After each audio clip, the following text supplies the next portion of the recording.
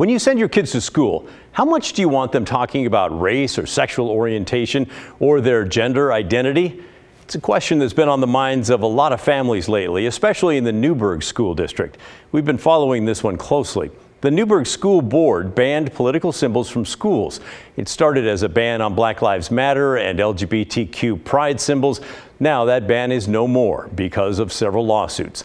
Last month, the district settled a lawsuit with the teachers union, the Newberg Education Association.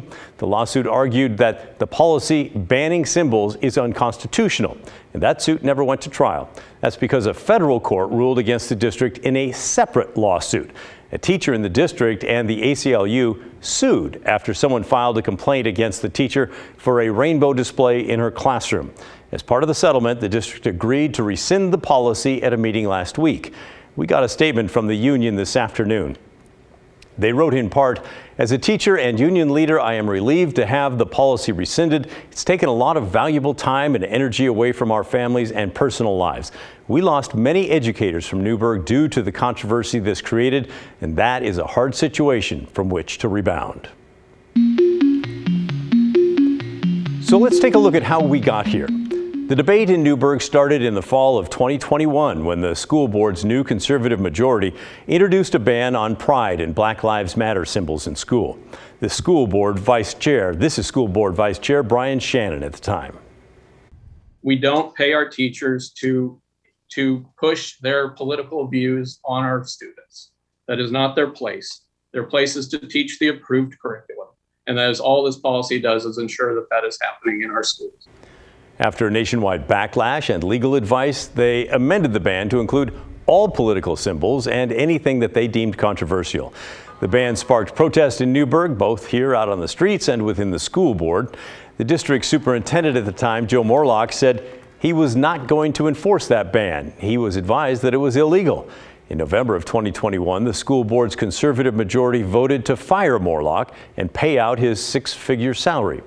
A few months later, a group tried to recall the board's top two directors, Chair Dave Brown and Vice Chair Brian Shannon, but that recall failed. Then the three more liberal members of the board resigned in the following months. While words like transparency, parental voice, and fiscal conservatism came from the board, actions like name-calling, homophobic slurs, rampant abuse of power, and disregard for public meeting laws and tax dollars are happening. The school superintendent was replaced by Stephen Phillips, who resigned from another Oregon school district after he shared a racist tweet about immigrants. The three school board positions were replaced by people who share the board's conservative opinions. It's a story we've been following closely for a few reasons. First, it directly impacts the students who attend Newberg schools and their families. We've heard from some who say the ban made them worried about their safety and fitting in at their school. It's making me sick into my stomach every day. It's sickening to me. It's like, to me, just talking about it, you asking the question, it's like I'm so angry beyond angry. I'm sick of having to sit there and comfort and console so many of my younger queer individual students, Black students, who are struggling right now. Newberg had a number of racist incidences as this was all going on, including a staff member who showed up at a school in blackface, and social media posts where some students chatted about auctioning off their Black classmates. Vile. That was vile. And I was shocked in a way, but also not surprised in a way, because look at where we are as a community. We're divided. We're angry. People are acting out in ways that they haven't before. But there is a wider story here as well. Across the country, there have been a number of efforts from political leaders in the past few years aimed at LGBTQ students in particular.